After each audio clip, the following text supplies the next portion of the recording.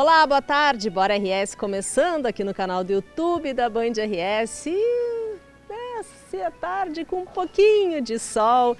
A gente achou aqui, o Rogério, um pedacinho do pátio da Band, que o sol está aparecendo, mas a tendência é que a gente tenha uma tarde de tempo nublado, instabilidade e que o sol mesmo retorne na próxima semana. Bom para a agricultura, bom para os reservatórios, mas que venha com um pouquinho de chuva, né? Que esse tempo nublado aí não serve nem para agricultura, nem para quem gosta de passear no parque ou em uma bela praça. E por falar em praça, a Brenda Aurélio e o Cláudio Pato fizeram uma reportagem muito bacana mostrando a quantidade de praças que existe em Porto Alegre e as praças que já foram revitalizadas com dinheiro público, mas também com a ajuda da comunidade. Olha aí. Logo cedo, Niara abre a janela do apartamento, que fica bem de frente para uma praça, no bairro Jardim Ituçabará, na zona norte de Porto Alegre. Além da bela paisagem, o ar puro garante um ambiente bem ventilado. Para ela, morar pertinho de um local revitalizado é sinônimo de qualidade de vida. A gente brinca que aqui é o sítio, né? A gente abre e dá de cara com essa praça linda, né? Sempre tem um sol lindo, de noite é muito bonito, né? Não, a gente ganhou muita qualidade de vida. São 682 praças espalhadas pela capital. Aos poucos, a prefeitura está investindo com recursos próprios nesses espaços. Mas a ajuda da comunidade é importante para aumentar esse número. A gente dá muita atenção ali ao playground, ao banco, o balanço, a quadra esportiva que tira as pessoas de casa, as crianças, que as pessoas possam ali fazer uma atividade física adequada. Depois da revitalização, Isabel se sente mais segura para caminhar pela praça. Eu sou uma que às vezes deixava de caminhar porque eu tinha medo de caminhar ali.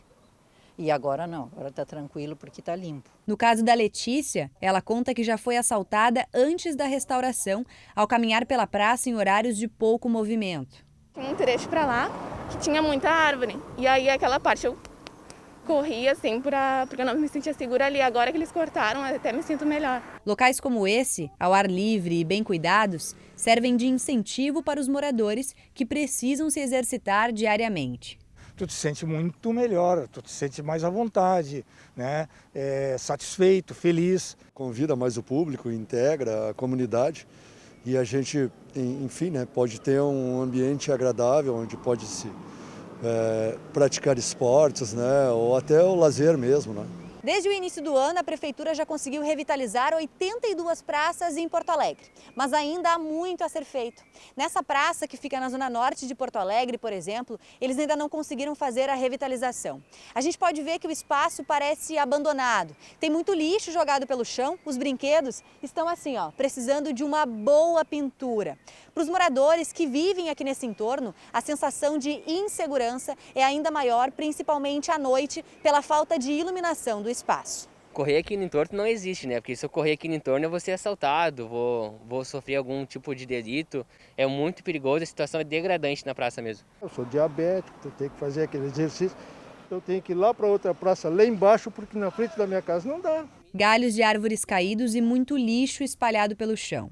Essa ainda é a realidade de alguns espaços ao ar livre que poderiam ser melhor aproveitados. A gente tem aí o prefeito da praça, liderado pela Secretaria de Parcerias, aquele cidadão que quer ajudar a cuidar, pode colaborar, aquela empresa que quer adotar um espaço público também pode adotar, explorar ele ali publicitariamente. A primeira prefeita de praça nomeada foi a Rose Machado em 17 de junho desse ano. De lá para cá, 16 prefeitos já participam ativamente do projeto. E mais de 85 praças já foram adotadas por empresas. Se você quiser fazer como a Rose ou ainda adotar uma praça, pode ter um local como esse como um jardim de casa. Então, se você quiser ser um prefeito de praça de Porto Alegre ou a sua empresa adotar um espaço que fica próximo do seu local de trabalho, dá para ser também pessoa física, viu, para adotar uma praça. É só entrar no site da Prefeitura, tem todas as informações por lá. Hoje é dia de Outro Olhar com Kleber Benvenu, jornalista aqui do Grupo Bandeirantes, que sempre faz uma análise com esse outro olhar. Oi, Kleber. A cultura do carteiraço pode ser compreendida na seguinte expressão, que vocês devem ter ouvido muito aí nos últimos dias, especialmente nessa CPI que está rolando. Eu sou senador, me respeite, eu sou senador.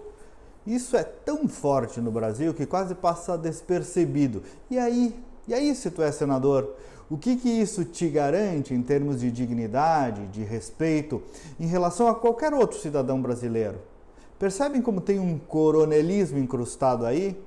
O que essa condição é diferente do seguinte: eu sou um operário, me respeite; eu sou um agricultor, me respeite; eu sou um médico, me respeite; eu sou um empresário, me respeite; ou eu sou um João Ninguém, me respeite. A dignidade humana se dá pela mera condição de cidadão e a todo cidadão, ao cidadão, não ao cargão.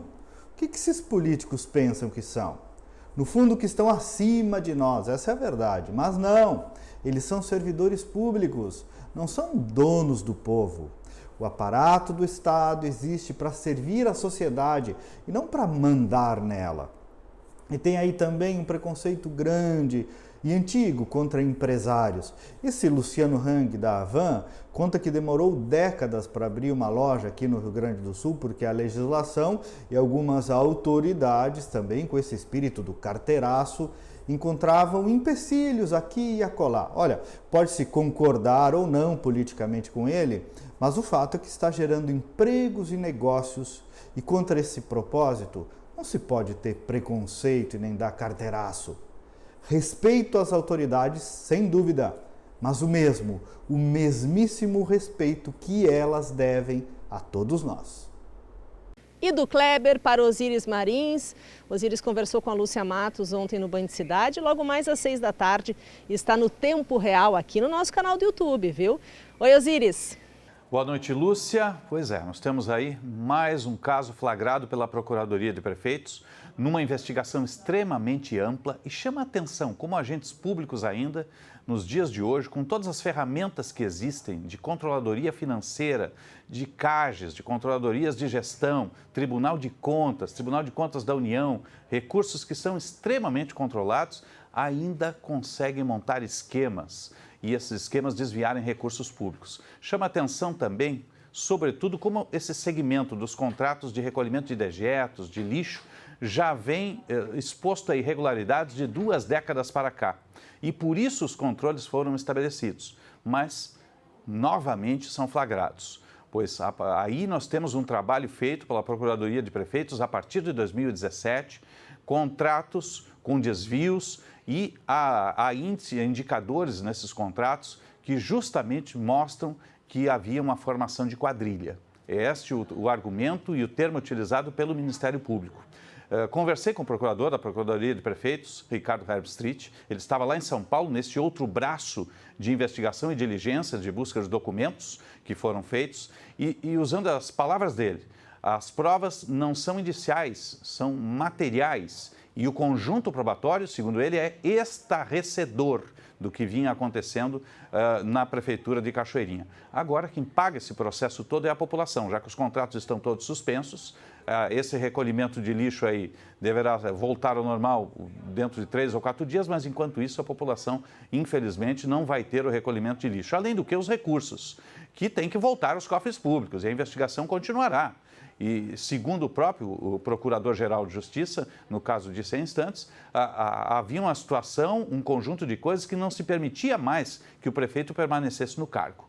Agora vamos aguardar o avançar das investigações, porque não é só o prefeito, é uma gestão toda que envolve, e há secretários também que foram afastados. E não existe só um polo de corrupção, só existe o corrompido porque existiu o corruptor, não é, Lúcia? Sem dúvida, exatamente. Boa noite, obrigada, Osíris. 10 para 7 tem o Band Cidade com a Lúcia Matos, e todas as informações do dia você também acompanha ao vivo aqui no nosso canal. Entre as informações do dia, a vacinação que segue hoje para maiores de 12 anos, também aquela dose de reforço para os idosos e para os profissionais da área da saúde. São diversos pontos espalhados pela capital. Se você não se imunizou, vai lá, corre, garante a sua dose, porque ela é muito importante para a saúde, ela é muito importante para a economia. Sabe que a partir de hoje, muitos eventos vão poder voltar a ser realizados justamente pelo avanço da vacinação no estado, e quem tem as informações é o Eduardo Carvalho, direto da redação da Band RS. Oi, Eduardo. Boa tarde, Cissa. Boa tarde a todos que acompanham o Bora RS. Olha, o governo estadual anunciou o aumento no público nos eventos, estádios de futebol, feiras, exposições e tudo mais. O principal destaque está justamente no aumento do público nos estádios. Agora, 30% de cada um dos setores será liberado apenas com cadeiras, não estão liberadas ainda as arquibancadas. Além disso, nos eventos como festas infantis, casas noturnas, a pista de dança volta a funcionar. Depois de um tempo fechado, agora reabrem as pistas de dança, lembrando que não serão permitidas consumo de bebidas nem de alimentos de pé, só sentados, então na pista de dança apenas para dançar, não vai poder consumir nada por ali. O grande destaque também, Cissa, disso tudo é que o governo do estado agora vai exigir o comprovante da vacinação para ingressar nesses espaços, tanto nos estádios quanto nos eventos, como essas festas, também nas feiras, exposições e tudo mais. Para isso, terá um cronograma estadual que precisa ser seguido. Agora, pessoas acima de 40 anos precisam já apresentar o comprovante com as 2 doses. Pessoas de até 39 anos podem apresentar o comprovante com uma das doses e aí, a partir de novembro, vão precisar apresentar as 2. Quem tem menos de 30, até 29 anos, de 18 a 29, pode apresentar o comprovante com a primeira dose até o final do mês de novembro. Aí, a partir de dezembro, terá que apresentar também o esquema vacinal completo. O governo do estado entende essa necessidade do comprovante da vacina porque o avanço na vacinação no estado é o que justamente permite essas flexibilizações adotadas. Só para a gente falar um pouquinho também sobre os eventos, agora o público nos eventos, nas festas de até 800 pessoas está liberado. A partir de 400 pessoas nesses eventos, será necessário, além da vacinação, será necessário também apresentar o teste, o PCR negativo para a Covid-19. Isso porque são espaços fechados. E bom, com isso, então, agora a gente tem aumento do público nas festas, nos eventos, as feiras também vão poder receber até 10 mil pessoas. Mais do que isso, será necessária uma aprovação do gabinete de crise. A gente vai seguir, claro, acompanhando essa situação e atualizando aqui no Bora RS. Volto contigo, Cissa. Todos os protocolos estão no site do governo do estado. Se você quiser saber mais sobre algum ponto específico, entra lá, dá para acompanhar direitinho como fica. E também tem volta do público na Arena do Grêmio, o primeiro jogo desde o início da pandemia a ter o público de volta, a torcida, a Cântia gremista lá, torcendo pelo seu time para levantar na tabela. Esther Fishborn chega com as informações da dupla e dessa rodada especial com a volta do público. Oi, Esther. Fala, Cissa, um abraço para você e para toda a nossa audiência. Final de semana de rodada no Brasileirão. O Colorado enfrenta o Atlético Mineiro, atual líder do Campeonato Brasileiro, jogo em Minas Gerais. Enquanto isso, o Grêmio encara o Sport, precisa de uma vitória para deixar o Z4. E essa partida é importantíssima porque marca o retorno do público na Arena do Grêmio. Já o Internacional só reabrirá o estádio Beira-Rio no dia 10 de outubro contra a Chapecoense. Os times que já estão definidos. O Inter viaja nesta sexta à tarde para Belo Horizonte e o Grêmio que deverá ter Douglas Costa no time titular. Todas as informações logo mais 7 horas, Donos da Bola ao vivo aqui no canal do YouTube da Band RS. E por falar em Donos da Bola, hoje tem estreia. Ribeiro Neto tá de volta. Olha as imagens aí, o Rogério, a gente fez agora, pouquinho tempo antes do Donos entrar no ar, com 2 aniversariantes, Baldassi e JB, estão de aniversário hoje nessa comemoração especial com a volta do Ribeiro Neto aos microfones da Bandeirantes TV e da rádio, logo mais às 4 da tarde. Ele também está no canal de esporte da Band, na Rádio Bandeirantes. Então, bem-vindo, Ribeiro.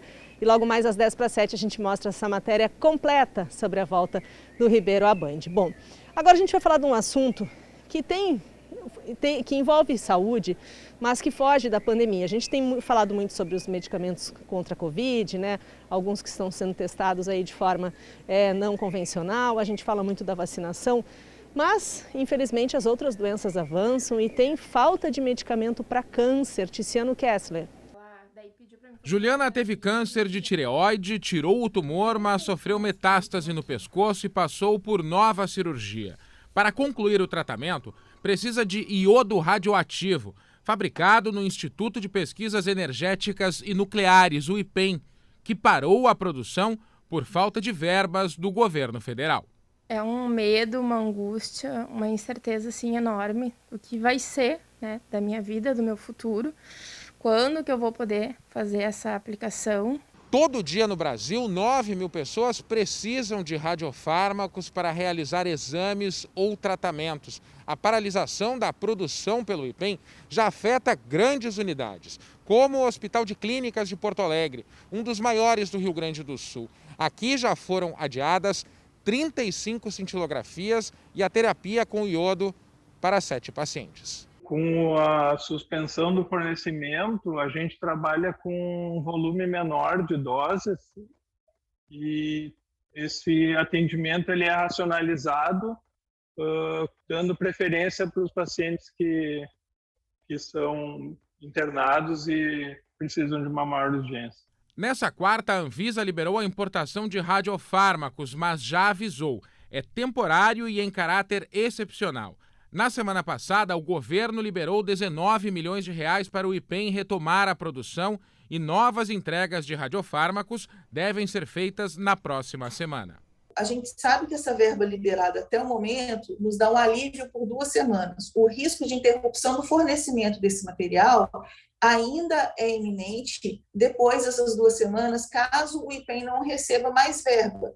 A verba que ele solicita é uma verba maior do que a que foi entregue para ele até o momento. O Ministério da Ciência e Tecnologia informou que há expectativa de que o projeto que libera mais 34 milhões de reais para o IPEM seja votado semana que vem no Congresso Nacional. Depois será apresentado outro projeto pedindo mais 55 milhões. Quinta-feira você tem um encontro marcado com o JP. JP é apresentador do Primeiro Jornal e ele também apresenta o Linha de Combate, que nessa edição de quinta, de ontem à noite, falou também sobre o Rio Grande do Sul. Ele fez um convite para os gaúchos e a gente mostra esse convite porque quinta-feira tem mais Rio Grande do Sul no Linha de Combate. Passando para lembrar que quinta-feira tem o nosso programa Linha de Combate, que está imperdível, tem cada ação de tirar o fôlego, os flagrantes da vida real e muita, mas muita adrenalina. Por isso eu espero vocês a partir das 10h45 da noite. Toda a audiência da Band do Rio Grande do Sul. Até lá!